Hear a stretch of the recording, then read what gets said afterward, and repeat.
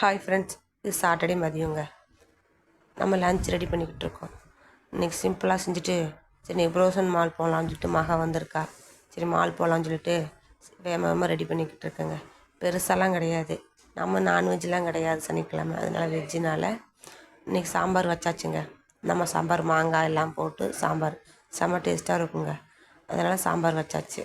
அதுக்கப்புறம் மாங்காய் பச்சடி.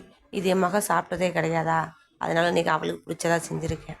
மாங்காய் பச்சடி அவளுக்கு டேஸ்ட் ரொம்ப பிடிக்கும். இந்த மாதிரி இருக்கிறது இனிப்பு இருக்கிறதுனால மாங்காய் பச்சடி வச்சுட்டு வெண்டைக்காய் பொரியல் செஞ்சாச்சுங்க.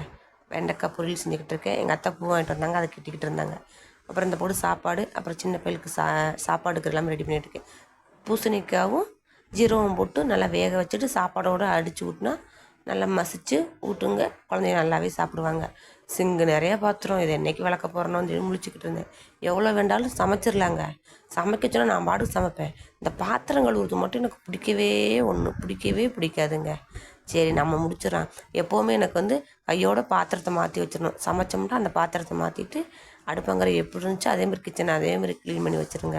அப்போ தான் இப்படி படுத்தா கூட எனக்கு தூக்கம் வரும்.